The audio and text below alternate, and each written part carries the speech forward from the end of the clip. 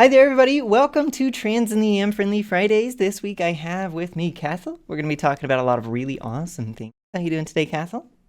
I'm doing great. How about you? I'm doing very well, very well. I do appreciate you taking the time to come on and chat with me. I always value the input of other people. I like hearing people's experiences and stuff. So thank you for coming on to share with us. Yeah, So that was weird. you're fine, you're fine. So if you want to get started, tell us a little bit about yourself, like where you grew up, stuff like that. What was your experience being a trans person? Oh, loaded question. All right. Uh, uh, well, let's see. I grew up in Bothell, Washington, U.S. Uh, I kind of had like a split sort of family at about like age 5, with my mom and dad. Um, And my mom was actually part of the community, not the trans community, but queer community, as a lesbian. Although she uses queer interchangeably with lesbian, but I've noticed she uses queer more often, which is Hmm. cool. Um, but my dad was straight, and the reason why I came about is internalized homophobia and such. And she just kind of like discovered herself over time. So it's already off to a great start, kind of already having a family member in the community, like a direct family member. Hmm. Um, she also like had some trans friends, so she knew a bit about the community. Um, and kind of like when I came out to her, which initially, this actually happened after my dad died when I found out I was trans. Like I initially was like, "Oh, I think I'm like genderqueer or non-binary or something," and I was just like really not sure. And it took me until I was about like 16, almost 17, to really know, um, or like I guess put to words what I actually felt and like the dysphoria I have whatever. Uh, so I kind of like went up to her and I'm like, I don't think I'm a girl. She was like, "Oh, okay, cool." Just kind of like whatever. Hmm.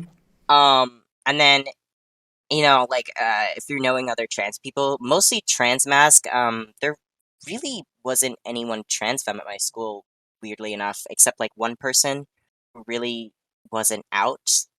Um, I don't know if that person goes by she, her, or they, them, or a neo pronoun or something. At the time, it was she, her, but only to like me and a couple of other people. But everyone else I knew that was trans was like either non-binary or in that general area of non-binariness. My brain trying to word that properly. And like trans mass people. Hmm. Um, and I kind of like got to know them a bit more, and I was like, oh, I'm actually not non-binary. That like I really do feel like just a guy. But the reason why I wasn't sure is because I don't feel like I have to be entirely masculine to be a man. So it was really just my gender expression that was like, oh, hey, like you can be kind of androgynous, have a little bit of femininity to you, bit of masculinity, bit of whatever the fuck, doesn't really matter. Oh, wait, can I say the F word? I'm sorry. Yeah, no, you're fine. Okay, good. Just had a moment. Um, I swear like a sailor sometimes. Oh, But anyway, I'll try to tone that down anyway. Yeah, I kind of like was like, oh, like there's a difference between gender and gender expression, and that's when it kind of like clicked for me, where I was like, okay, gender roles like kind of vary from person to person. And I actually learned about like what gender roles are like when I was in college, even.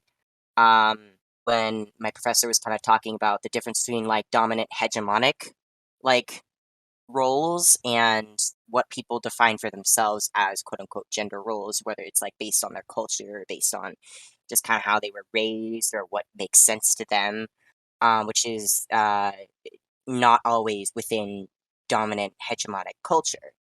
And that was kind of my narrative was kind of like, oh, I'm a guy, but I don't adhere to the dominant male quote unquote standard of like, you know, you have to be the breadwinner, you have to be like uber masculine and never cry and all that kind of stuff. Um, Although since I got on T, I found out it's much harder to cry. Yeah.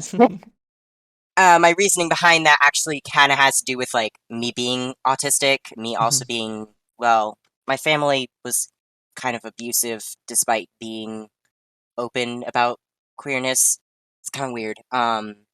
And I was kind of like taught not to be emotional even as I was raised female, quote unquote.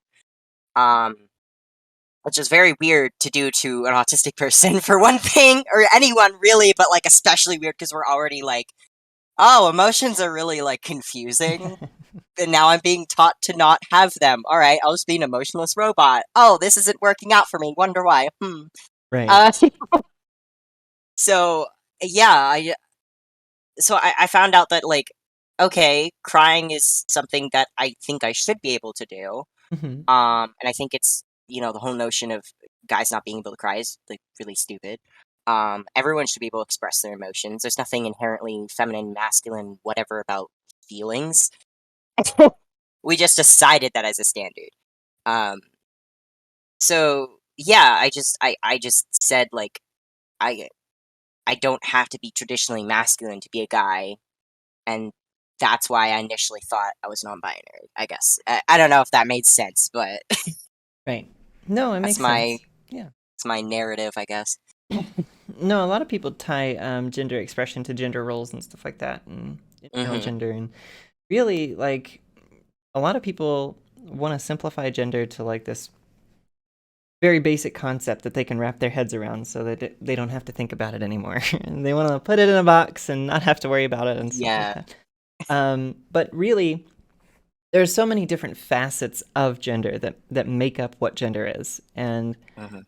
every one of them can be slightly different from somebody else's, and it's gonna be its own thing or whatever. You're gonna have to require a little bit different expression and stuff. But um, yeah, it's a very complicated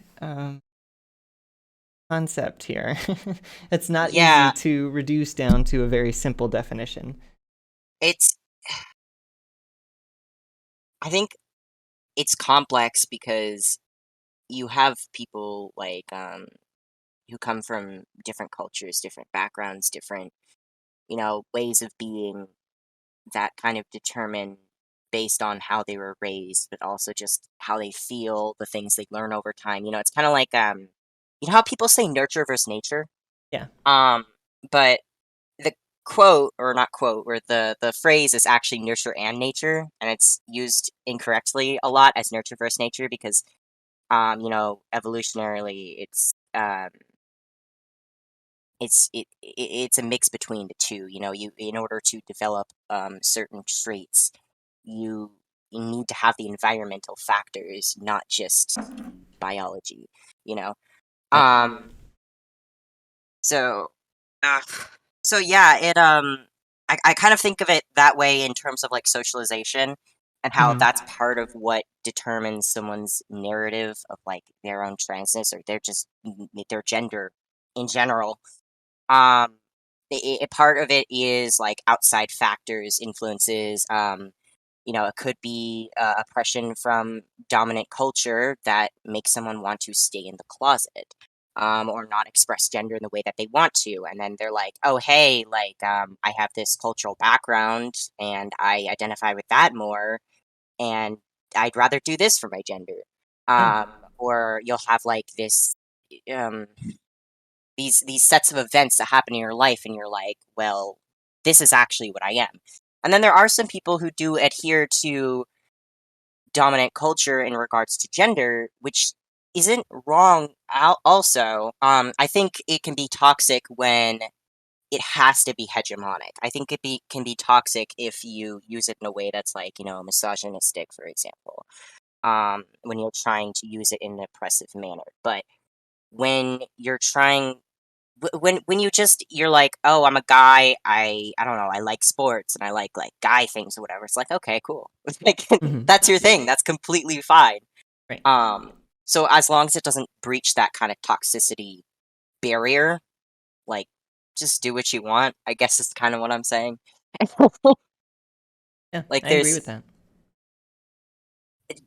people are not monoliths, really. Like not even just like trans people aren't monoliths, like people cis people aren't monoliths, like non-binary people aren't, like xenogender people aren't. Like we're all just human beings trying to navigate this world and deciding like, oh hey, this is what makes the most sense to me. I'm gonna do Mhm. this.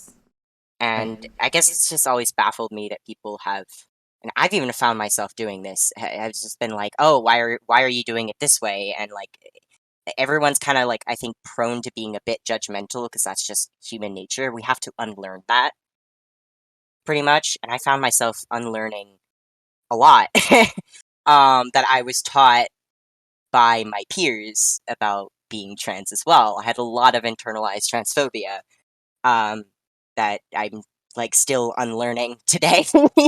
It's not great. It's kind of like an ongoing process of becoming a better person, improving and such, not just for yourself but for other people. Yeah. Yeah, it's important to always be on that path of self-improvement.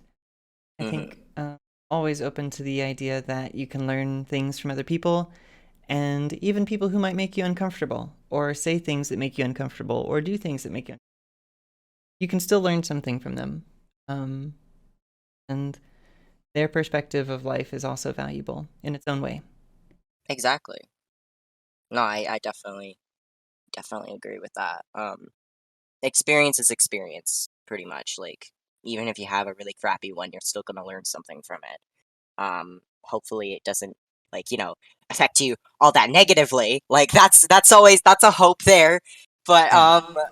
it's still going to teach you in some form and Hmm. hopefully going to teach you to be a good person overall.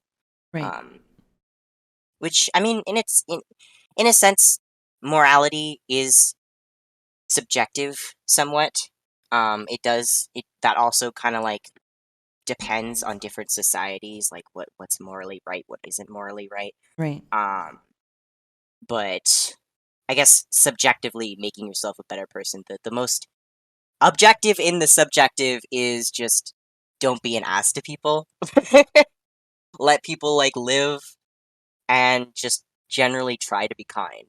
Right. That's I think the most that I think that's the thing that can kind of like transcend all the subjectivity, if that makes sense.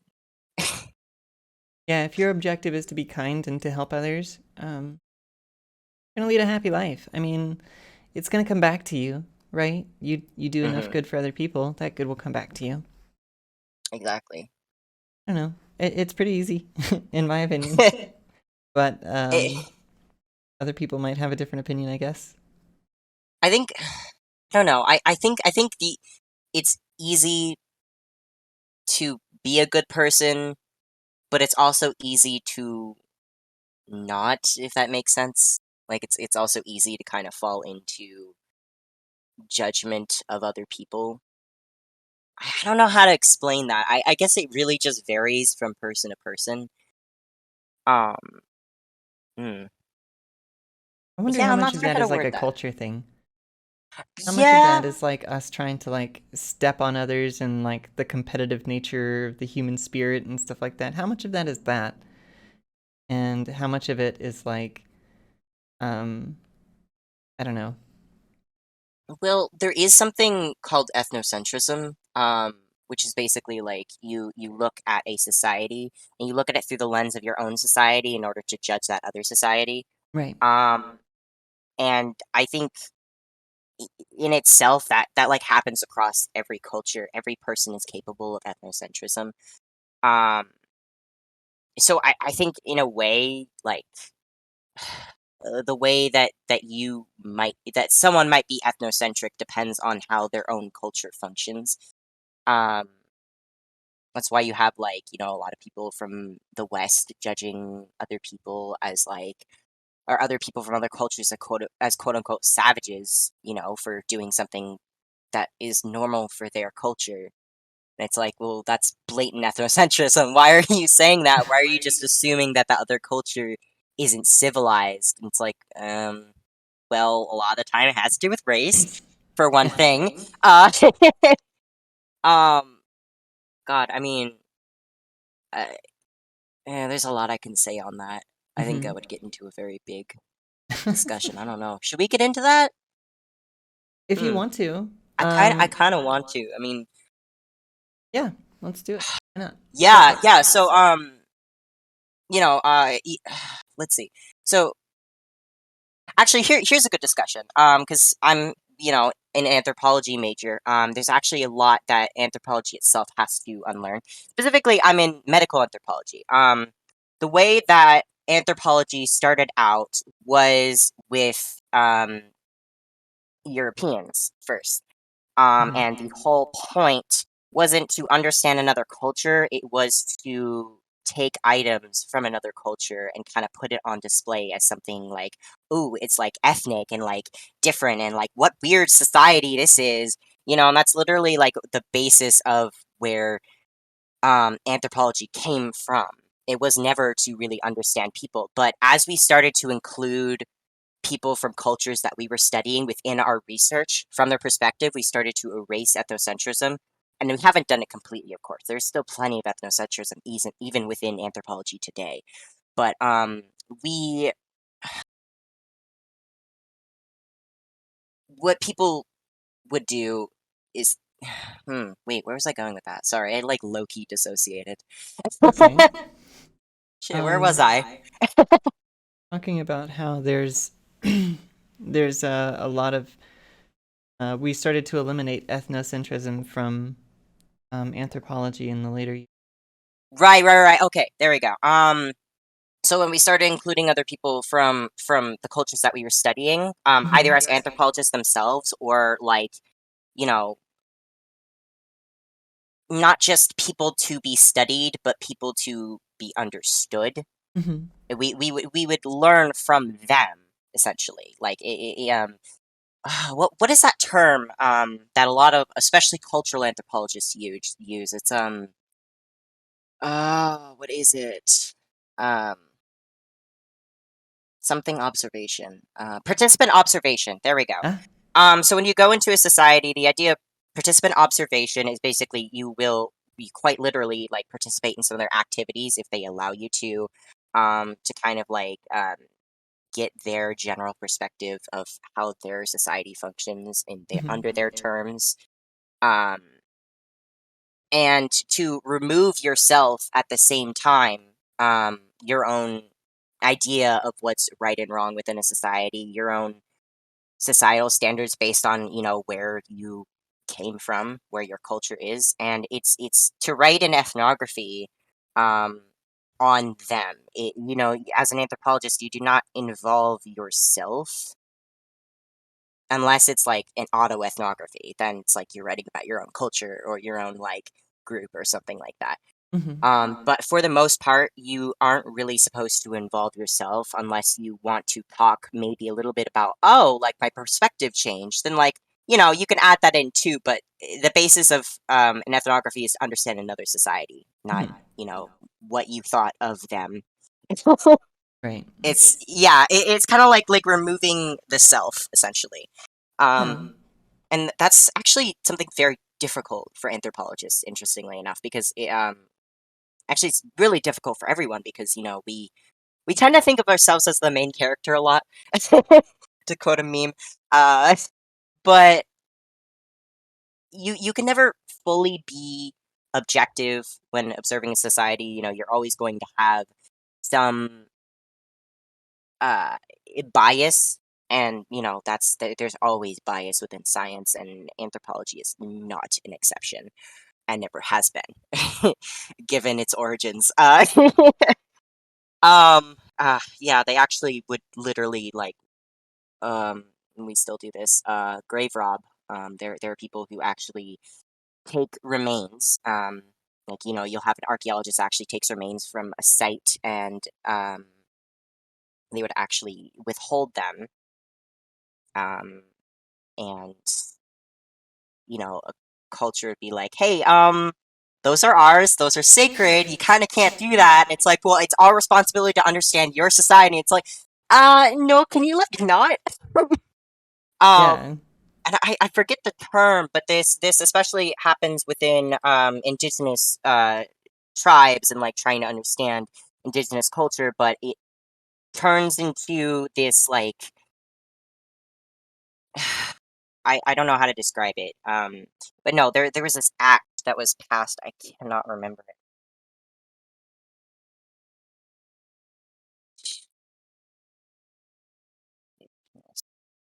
Names.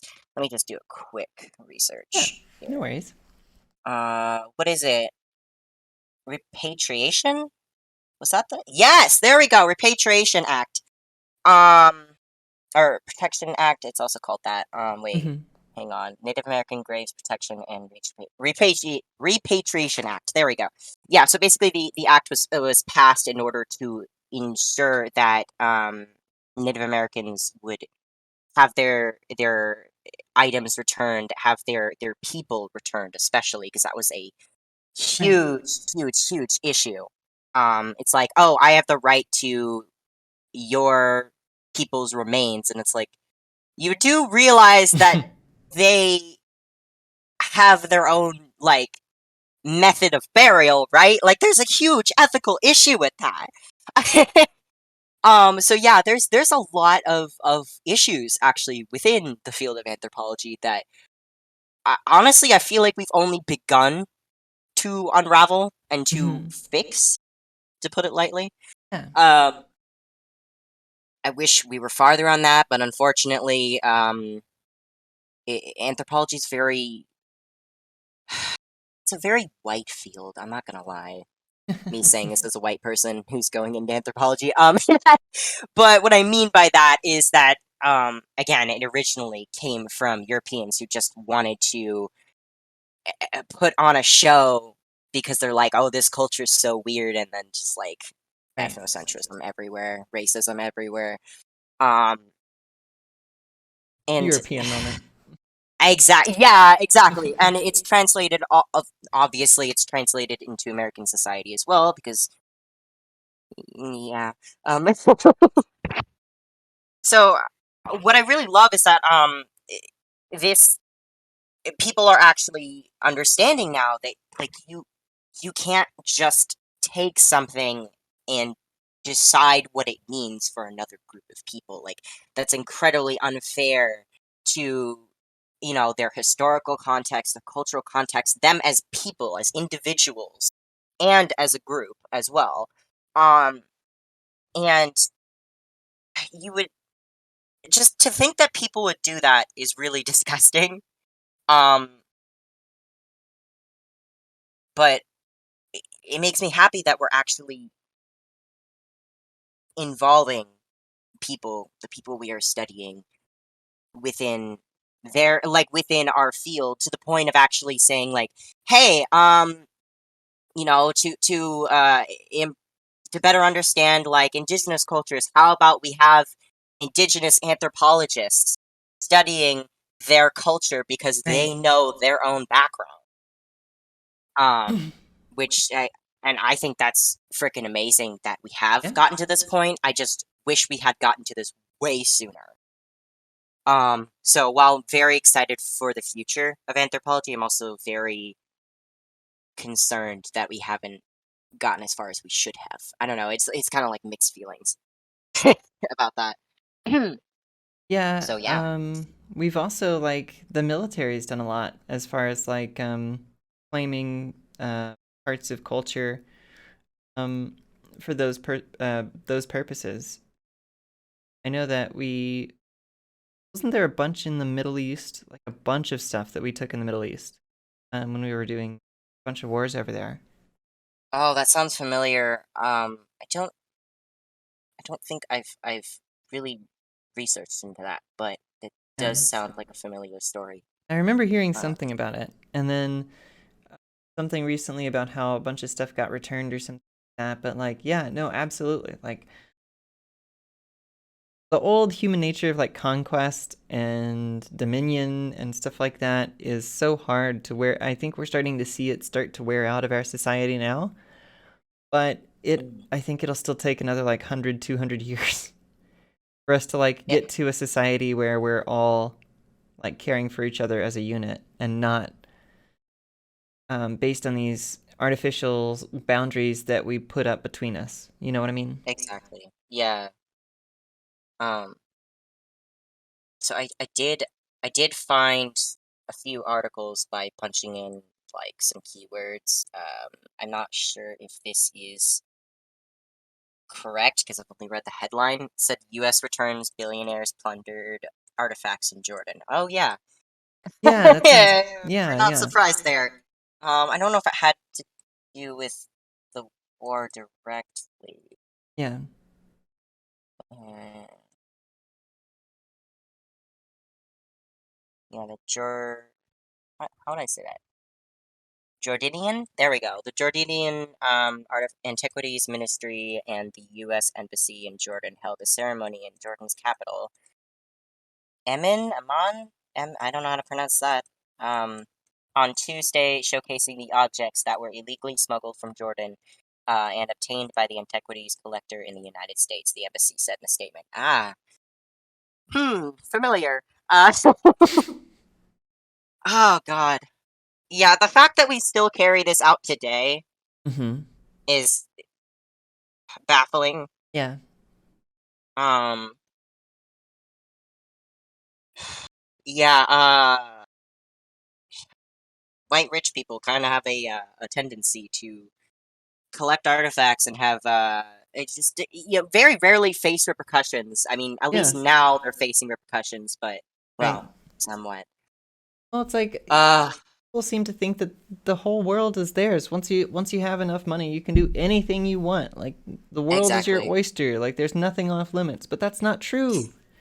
There's so much still off limits. Like you're not supposed to do these things. What the When fuck? you have when you have a mentality that like, hey, I'm rich, I can do whatever I want. Like you're quite literally taking shit from people who have less than you. Like literally, how do you call yourself a good person or and just do something so horrible to another Yeah. like another individual or another society? Like how do you I mean, It's I understand the reason behind it, but at the same time my brain like can't fully wrap around it because like I would think someone would recognize how horrible that is, but again, we don't all have the same moral compass. Unfortunately, it can extend as far to committing horrible acts and thinking they're justified. Yeah. Ah, yeah. I just can we just eat the rich? I know, I know that's a common phrase, but like, Oh, watch out, you'll get solve canceled. world hunger on top of getting rid of the problem itself. It's Yeah. win-win situation. That's terrible. I'm sorry. I don't know. I don't know. There was I don't think the old eat the rich slogan is necessarily a rallying death cry or anything like that. I don't Oh consider yeah. that a death threat by any means. Um No, but I wouldn't either.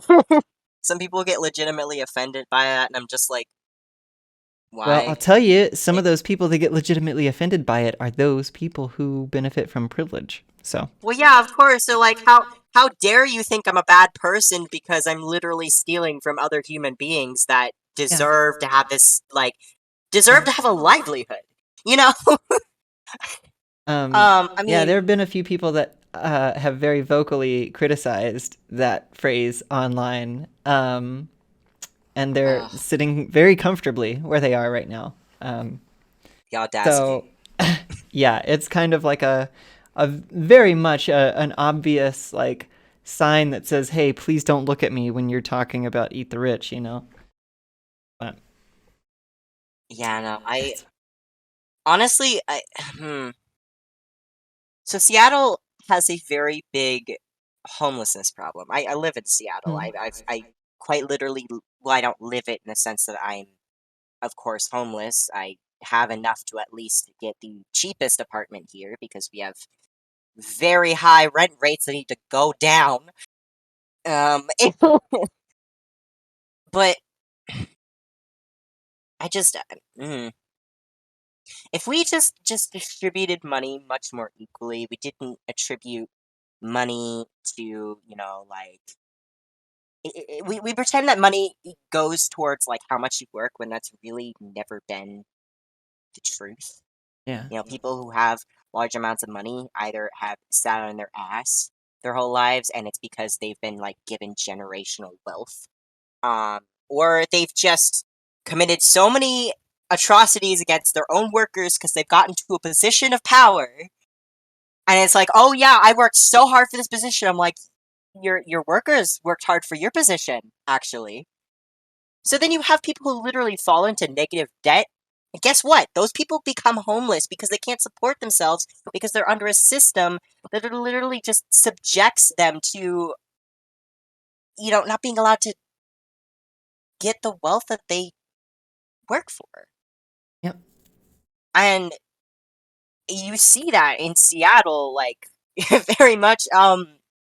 We so we have programs that do at least provide homes to the homeless. We don't have as many shelters as honestly we should.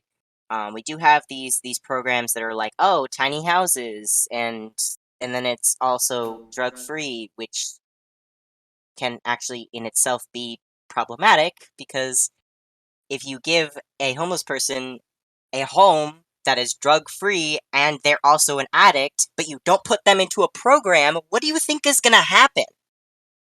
Oh, I know what's Like gonna this happen.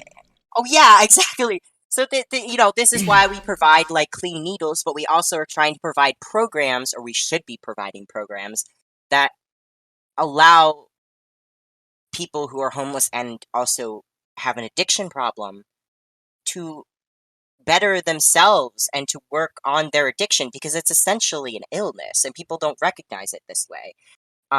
This is actually what we talk about within medical anthropology a lot is that addiction is not just, oh, it's a lifestyle. It's never been a lifestyle. Hmm. If you're addicted, you cannot help the fact that you're addicted. So it basically becomes its own illness in a sense. Um, so people form these dependencies, and you're just like, oh, just come off it. It's so easy. Like you've never lived that life. You can't say that. Yeah. So, so I live in like an area that basically tells homeless people get off the streets, even though you're stuck on the streets. Um, get off, like, stop being addicted even though they're not being provided any programs to do so.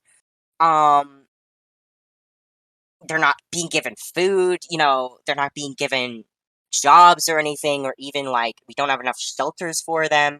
And it's like, literally they just want them to die is Hmm. basically what's happening.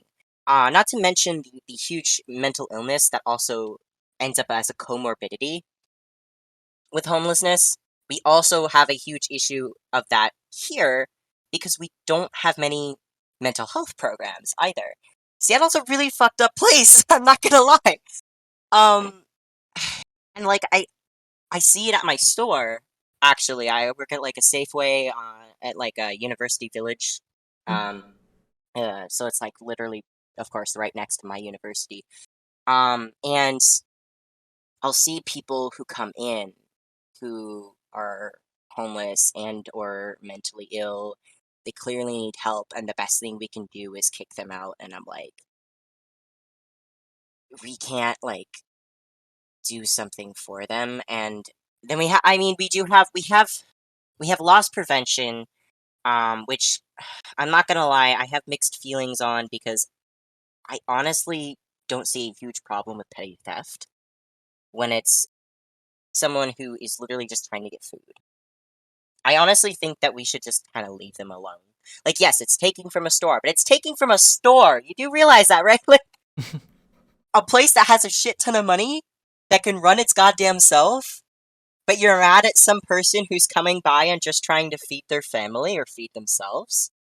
Like, yeah, Yeah. if they're stealing alcohol, I think loss prevention probably should get, like, involved, but only to the point of, like, taking the alcohol away.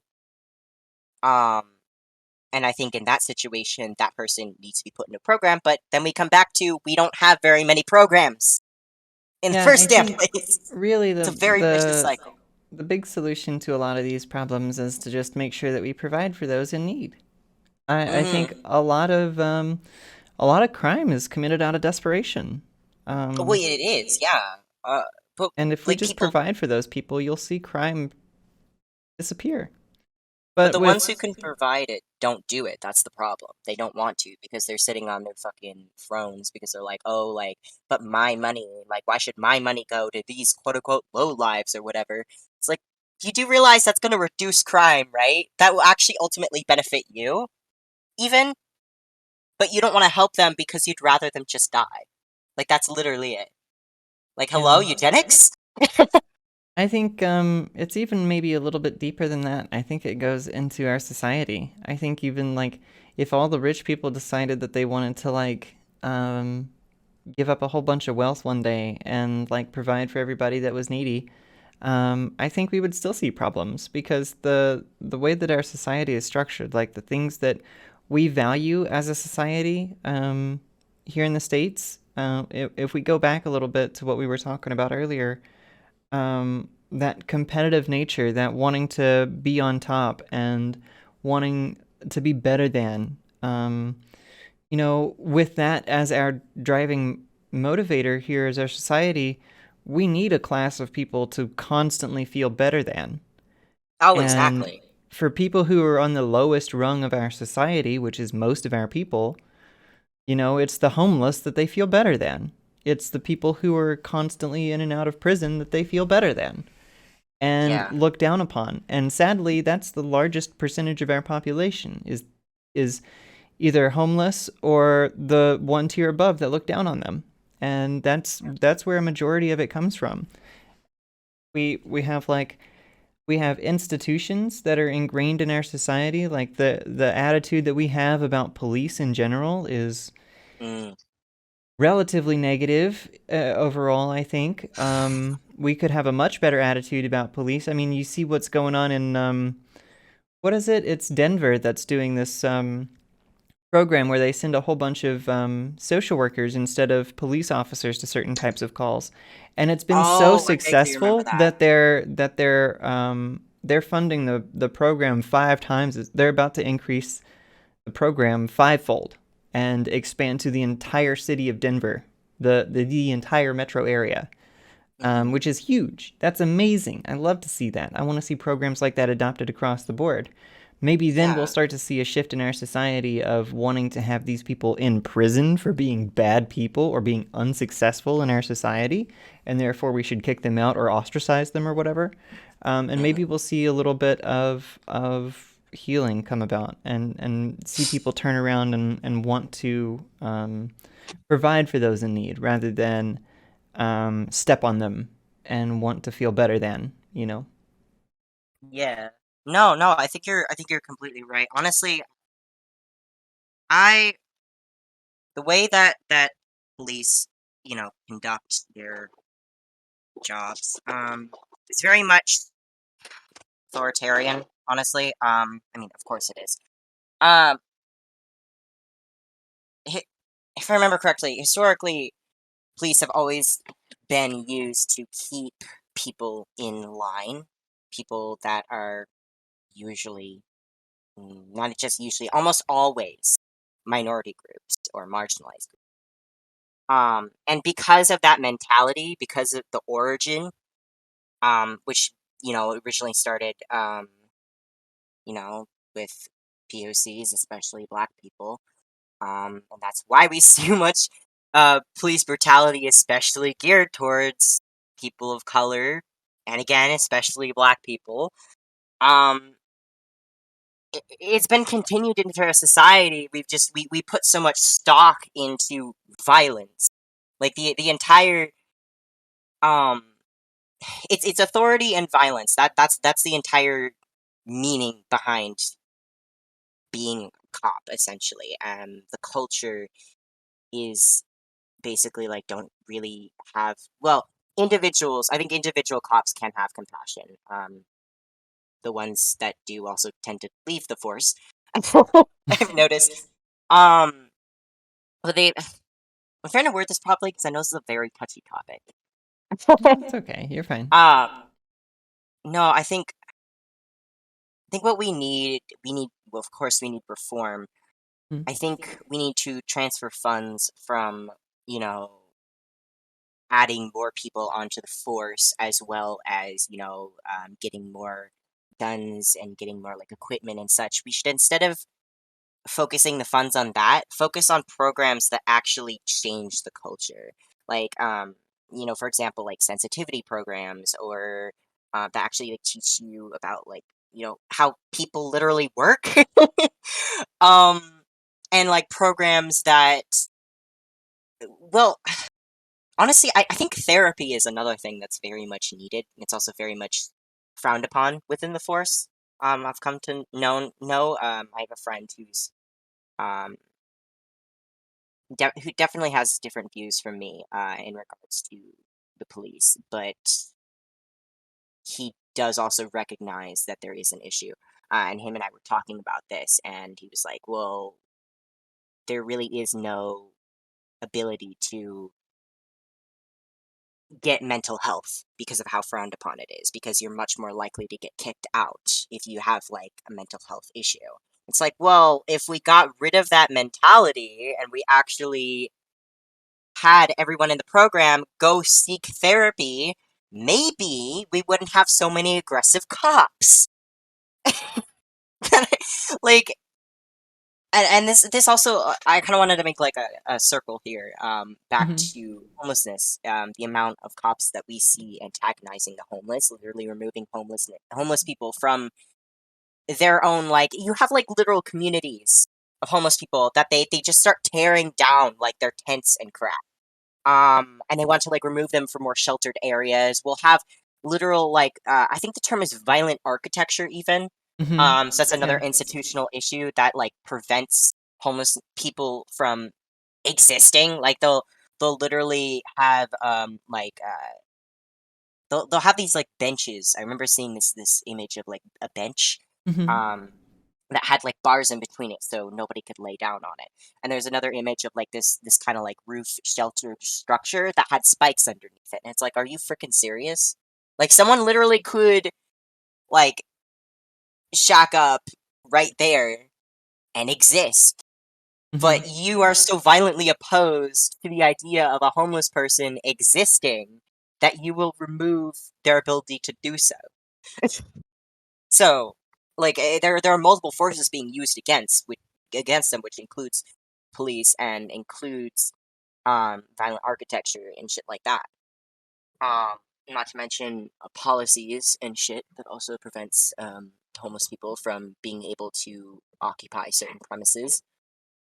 It's just very frustrating living in a city that is so adamant about homeless people not being allowed to exist. Yeah. I guess I think so it's often that our societies are, or our communities even, are designed around um, what it would be like to be able to participate in the community, in the society to its fullest capacity. mhm, And I think in that design, what gets lost a lot is the perspective of what it's like to not be able to participate in that society or in that community at its fullest capacity. mhm, Um, I think when you're looking at,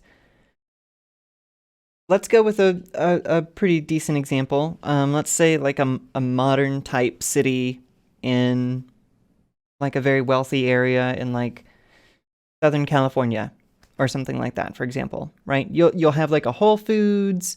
The fast food restaurants will like charge you for having like bags or for using the restroom or something like that.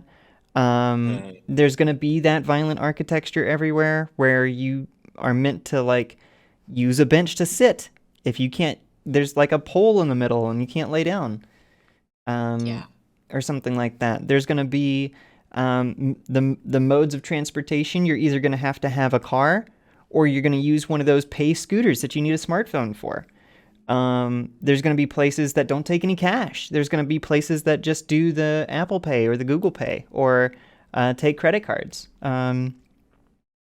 So if you're down on your luck and you've got like a wad of cash and no mode of transportation, if you go to the Whole Foods to get groceries or whatever, you're gonna pay out the ass for like stuff that you're just basic essentials.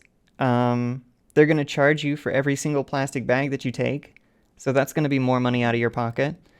Oh If yeah, they charge 8 cents here. Yeah, if you want to go to like a fast food restaurant, you're not going to be able to sit there for a while. You're like they've got people watching people how long they sit there, and once you finish your meal, they have somebody come over and say, "Hey, what are you doing loitering here in our restaurant?" You know, like I'm chilling. so like this is great. Like this is a futuristic society, and if everyone can participate in it in this way, that's great. You know, you lower pollution by using the scooters as the primary mode of transportation or whatever. Mhm. You discourage waste by charging people for plastic bags and stuff, so that way people are discouraged from actually taking them. um, Stuff like that. You make things efficient by whatever. But what gets lost is that if you can't participate in these certain ways, it's almost like you can't participate in the society at all. It's almost like they don't want you there. Um, and so, Almost like. yeah, I think when we're trying to solve problems, we need to think about like that perspective too. Like Mm-hmm. the problem to our plastic bag thing is not to charge people for plastic bags, but to make reusable bags more accessible, right? Yeah, it's very weird the way that they've explained it is like, oh, it encourages people to use reusable bags, and it's like that's really not encouragement. I will say that at the very least we do take off the charge for bags if someone is using I think it's called there's an EBT card like that food card Mm-hmm. that's like you can pay a certain amount of Oh, groceries that's that good. comes like from the government, Sure. which honestly they should expand on further, because I as a cashier, well actually I technically I work like three different positions at that store, but cashier is something that where I see this the most. Uh, they will have you'll have like a certain amount of milk you can buy, a certain amount of like essential food, and then it's like, oh, like junk food is much less likely to be on that list, and it's like, oh, because it's encouraging people to be healthy, and it's like, well, mm, it should really just be all food in general, Yeah. just to make sure people have food. Right. I really don't think we should prioritize, oh, you should eat healthy with people who are literally fucking starving because they're already not eating healthy. Well, Like, also a why lot of you? that's built on like food pyramid and BMI shit, and Oh God, none yeah. of that's fucking real. Okay, none of it's real.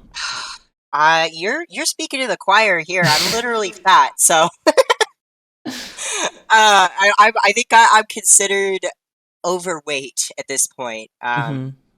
BMI wise, I don't know what I am exactly because I haven't like checked. Right. um, I have it somewhere recorded in my file at my doctor's office, but haven't looked at it for reasons. No, that's another thing that like we've just it's literally been proven that BMI is not actually an accurate measurement of someone's healthiness. I believe like it was something like waist to hip ratio or waist to something ratio. There's some Mm-hmm. ratio that was much more an accurate measurement um than even BMI, and yet we've decided that BMI makes the most sense.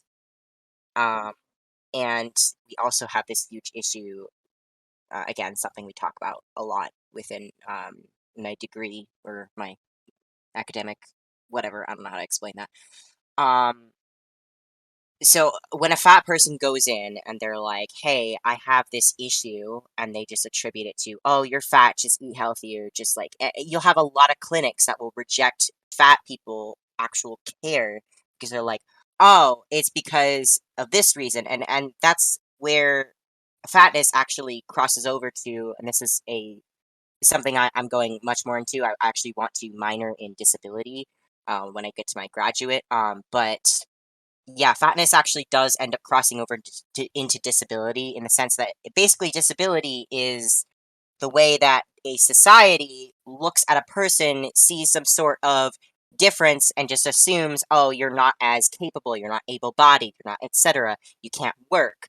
Um, Fat people become disabled because they look at like less mobility, for example, and they're like, oh, you can't move as much. Well, now you're disabled. Um, so when we talk about, you know, how that crosses over, like quite literally, fat people are being disabled by society, by doctors, because we're focused on this medical perspective of fixing a human being rather than healing a human being. Hmm. Which to some people might be like, oh, well, don't those like aren't those like synonyms or something? It's like it's really not when you think about the actual language. The idea of fixing breaks someone down into an object, not a human being. And usually the problem is them. It's not, you know, the system they're under.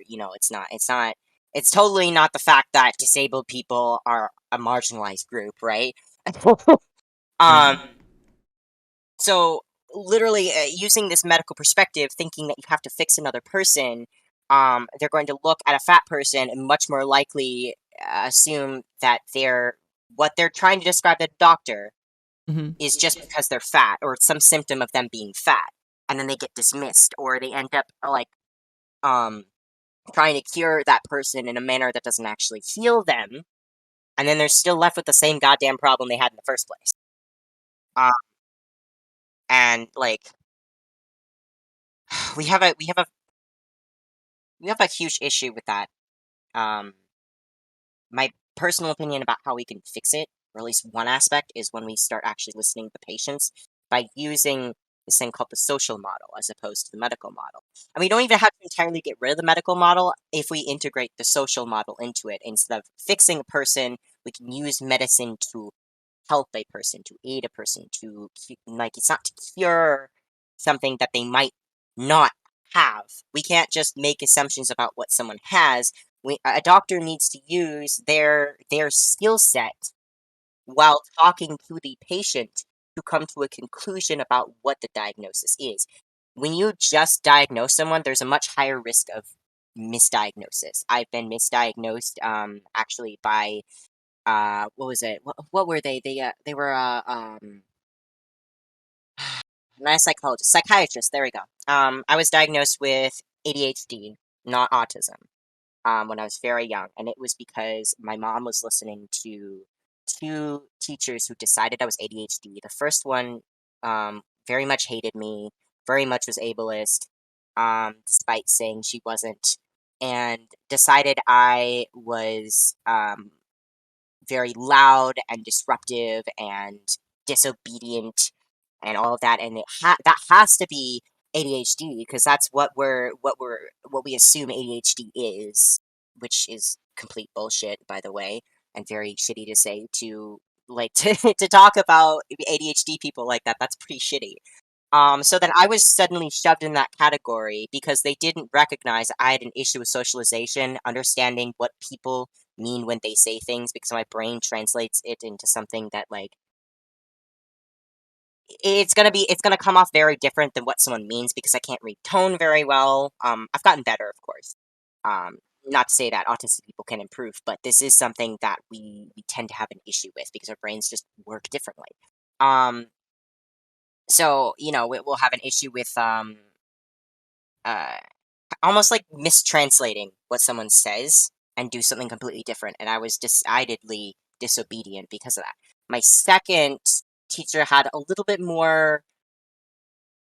She wanted to help, but she had the wrong idea in mind and decided the same thing. So my mom was like, "Oh, well, if two of your teachers said that, you must be this." And I'm like, I don't think so, but sure, whatever. Because I was a child, I'm like, okay, I guess my mom thinks I have a disability, which I Yeah. did, but I do, but it's not that one.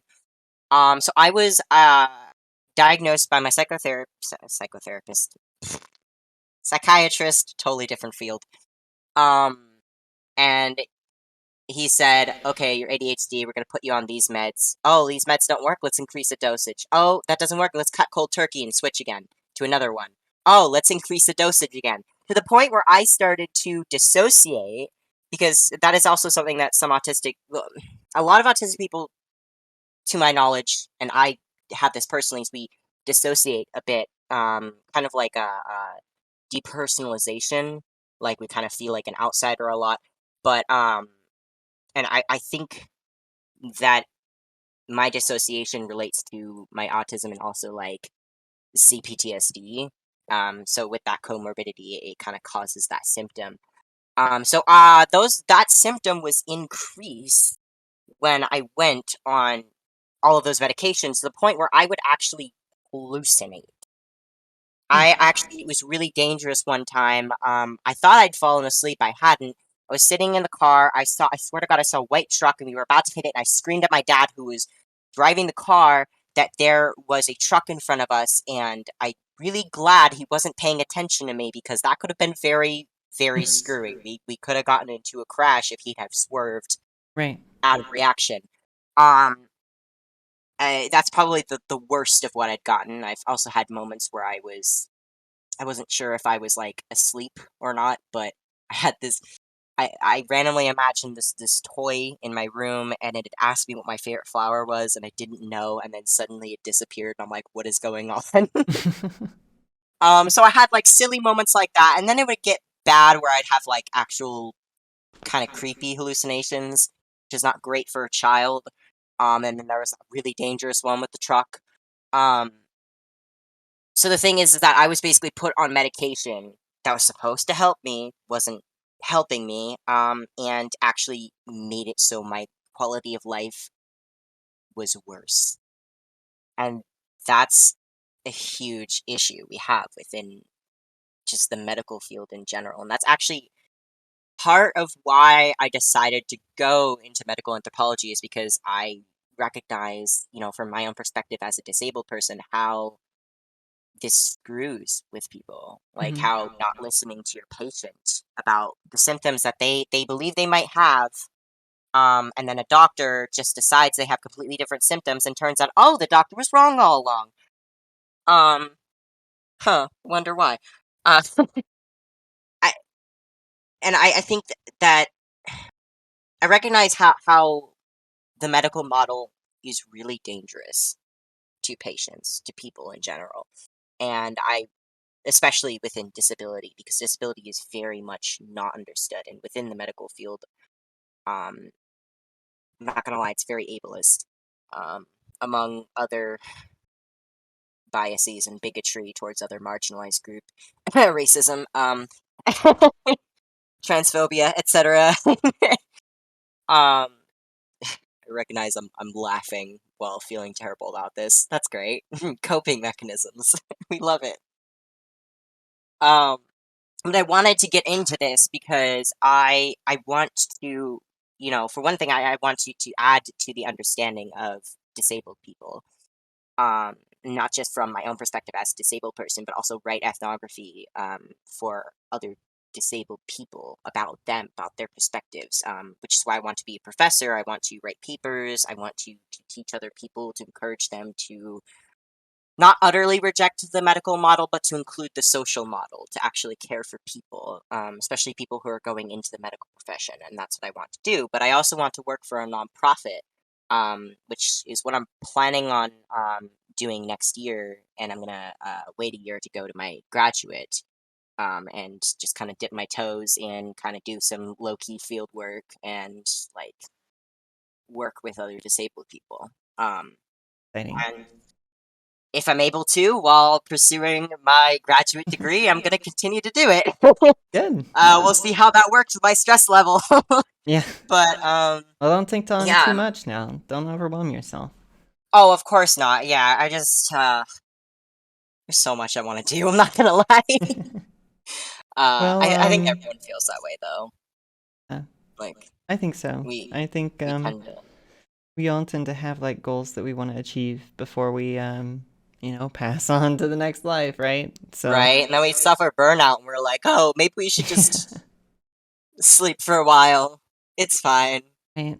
That vicious cycle of burnout. Love it. Well, was there anything else you might want to talk about before we wrap up here? Huh. Um, I don't know. I think there's a lot of things I've talked about. I actually talked less about my transness than I thought I would, interestingly enough. Huh. Did you want to talk any more about being trans or anything like that? Uh, I I kind of do, but like honestly, I feel like my perspective is very binary, Mhm. and I think that my perspective doesn't like it, of course adds to the trans experience, but Mhm. I feel like there's so many other things that I could talk about that I wouldn't be as accurate on because I'm still within the binary. And there's so much within like there's so much more information like and experiences with non-binary people and like Mhm. xenogender people. And I feel like there's very little I can add to that discussion aside from what I've heard from other like people who aren't within the binary. So it's kind of like, huh, I wonder if there are things I could say, but would it be accurate? You know what I mean? Yeah. Well, I mean, as like, long as it's accurate to your experience, right? Because well, yeah. that's the goal is to just share other people's experience. I mean, what I could talk about is actually how at one point in my life, back to the me having internalized transphobia, when I didn't know what xenogender was, I was very aware of non-binary about the time that I was aware of a lot of the experiences for binary trans people, but I knew very little about xenogender. Mhm. When I was in high school, I was kind of cringe, and by cringe I mean like I was like, oh yeah, I'll respect pronouns, but I won't understand it, and like that's weird and whatever. And now I'm like, oh my god, why was I ever like that? Um, because Yeah. I had a point, and it's because I heard from a lot of like I heard a lot of transmet stuff. I'm not gonna lie. When I first came out as trans, and I think a lot of trans kids can be easily exposed to ideals that are very exclusionary. Um, like it, and I was one of them, and it makes me feel really horrible thinking about it, but also like better because I know that now I don't feel that way, and now I'm just like, well, there's a lot of symbolism to my knowledge involved in like xenogender, for example. At least that's what I don't know. I always thought about it in the sense of symbolism, because it's like, there it has to relate back to your gender in some form, right? Well, some person might say, hey, like maybe being like a feline might relate back to their gender in some forms. There's a sort of like symbolism attachment to. I don't know. Am I making sense? Am I being inaccurate? No, I mean, some people do find some sort of like metaphor that aligns with their gender, and they use that to go into xenogender and stuff like that. Yeah, for sure. That's a valid Yeah, because that experience for some people. that's what I've heard about some perspectives. And when I started to understand that it's not people who are just like, well, I don't know. I don't know how to explain it really, like how I used to think because now it just sounds so absurd to me. I don't know. Well, uh do you know if there was like a driving event or something that made you want to change? Like what it was over time that you did to change your opinions or anything? I think it was when I started to get to know other people who were xenogender, and they would actually talk to me about their experiences, and like I would just understand like, wait, this person isn't trying to appropriate any label, like it's just, which is what I initially thought. I thought it was like, oh, it's appropriation, and it's like there's also a lot of neurodivergent people I've noticed that, you know, see themselves as xenogender. They identify as xenogender or non-binary or something because there's a lot of disconnect with the human experience, in the sense that's like conventional, if that makes sense, Yeah. when you're on the spectrum. And it's like, well, if I can understand that from my perspective, that I mean, I even have perspectives where the way that I see myself as a person, a lot of the time it's not really as a person, it's more as like an entity that's just kind of observing other people. Like a lot of the time I just depersonalize. And I'm like, well, if I have that experience and other people have experiences with not feeling fully attached to, you know, being human, or maybe they have more of an attachment to something that's like otherworldly that relates to their gender, why, like, who am I to judge, you know? So I just kind of like related that back to my experience and went, wow, I really had the wrong idea. Because there's so many ways to be trans. Like I said earlier, there's no monolith there. Hmm. Um, like gender is a very expansive, ever changing sort of thing. Like it's called a spectrum for a reason. I kind of see it almost like like a circle almost, or maybe like an infinity sign or something, like something that just ever Hmm. expands. I am not using the right words here. Okay, you're It's so fine. much it's so much harder to talk about something that I don't have the direct experience with, because I worry, like, if I am presenting inaccurate information, you know? Well, um, I mean, like, all I want to talk to you about is your personal experience that you do have experience with. True, true. So, I don't know. I guess in my experience is kind of what I'm saying. Hmm. I've learned from other people that just because I have this one experience of being trans, it doesn't mean that it's gonna be the same for everyone else. Like there are a lot of different um like for example, like there are people who experience different levels of dysphoria, or they'll experience like gender incongruence instead. And like if I know that that there are so many experiences within, dysphoria, gender incongruence, the way that you understand yourself within gender, like it can apply to pretty much anything. Like the brain is very complex and not something we fully understand. So there are a lot of experiences that we can't just judge because we don't have that experience. So I guess that's kind of the conclusion I came to, is like, well, I don't have this experience. I can kind of relate it to like sort of my own understanding, but at the same time, I don't have to fully understand something to respect it. And to just know that like people will identify it the way that they do, and there's nothing wrong with that.